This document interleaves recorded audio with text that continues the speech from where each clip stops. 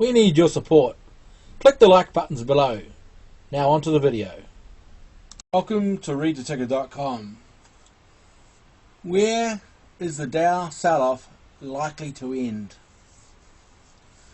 To do this, we're going to use the tools of the simple moving average. We're going to use weekly Dow Jones data. We're going to go back to the 1900s to now. We're going to plot regular steps of the moving average. 250 week, 500 week, 1,000 week, 1,500 week, 3,000 week, 6,000 week. And we're going to compare the sell-offs to previous crises. Now I'm going to use the old magnifier on the what is this? Chrome magnifier, so give me a chance. How do I do that? There we go. And we get a scroll bar. Okay. So, in 1987, the 250 SMA was the zone where the Dow was stopped. In 2001, 2, 3, it was the 1000, which is the red line. Just check that. Oh, it's the 500, sorry. So the 250 is the grey, the red is the 500 weekly, and the green is the 1000, and the purple is the 1500. Right, okay. So, we'll go back to my chart. Here we go. So 2001, 2, 500. The green is the 1000. See how the 2009 crisis stopped there? And as you see, the 250 weekly. So right now we're at the same place where we were in 2001 and 2. Okay? But typically, so unlikely that it's going to slow down there. If I go back to my main chart. Bear with me. It seems the big stoppers of trend are the green and purple lines. In the 1970s, this is the Vietnam War time. From blah, blah, blah, blah. Here we go, 66 to 81. The green and purple line were the support lines that held everything together. So the green line, which happens to be the 1000 weekly moving average, is 14380 on the Dow, and that's not too far away, folks. 14380. 14380. Is what's the Fibonacci, just for fun, shall we? There's 62%. So we got the 1000 weekly.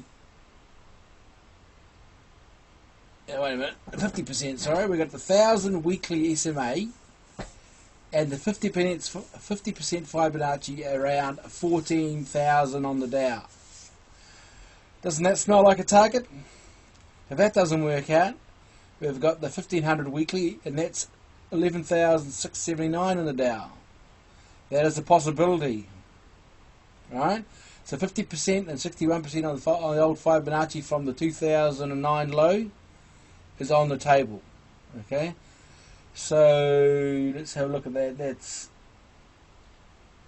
just round it, at least round these numbers up. 15,000 Dow, 12,000 Dow. And currently we're 19,000 Dow. So a few thousand points of panic when New York blowout to hopefully, but you know, Italy style news coming out of New York, San Francisco. You know it's not over, folks. Sad story. We're going to have a 2 or 3 months of major hell, especially the news headlines. America's got massive resources. They've got these floating hospital ships. They can set up massive mobile medical units because they've got the experience overseas with Afghanistan and Iraq. They can set up these massive tents. I believe they have the resources. It's just a matter of the human recovery cycle catching up to the virus cycle. There's always a time lag, but unfortunately the news cycle that it's going to feed the market is going to be very, very scary. So I'd bet on the US getting hold of this within 3 to 4 months, but getting there is going to create a news cycle in an election year, as you can imagine, to be sensational and obviously the media just love this shit.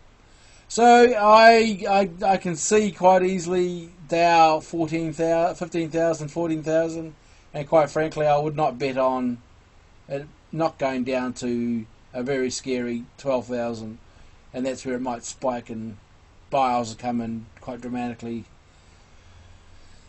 And let's have a look at a bit of the history of this. Get rid of that. The green and purple line throughout the Dow's history has been the catcher of many lows. Okay.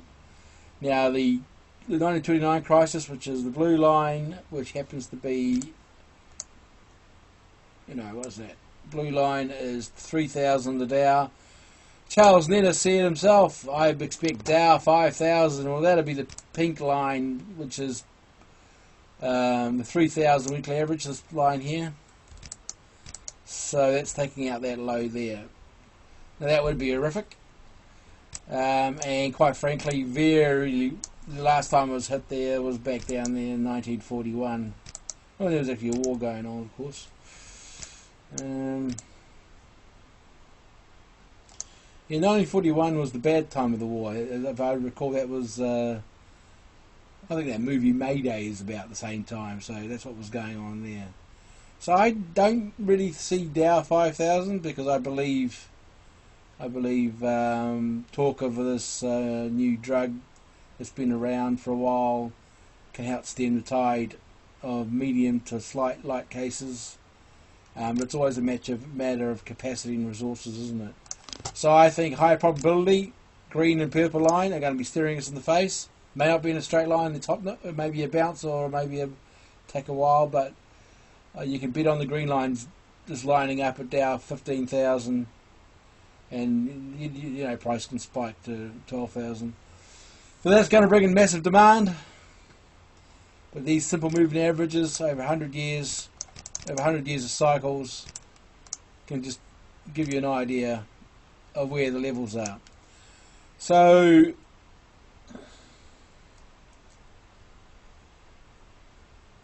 margin calls on the effect of lower prices of the Dow probably won't be as dramatic as from now on, because all the fluff has been fluffed out. Imagine a glass of beer with the foam on top. The margin has just been taken out, so a lot of the margins have been done. Now a lot of cash has been rolled into it, so those who have to sell now will be the massive long-term positions who've got to look after ratios and what have you, and the cash would come in below the red line and in the green line and the purple line. It's just when they pull the trigger. So at the moment, the last reading was that only 3% of all S&P 500 companies have their price above the SMA 200.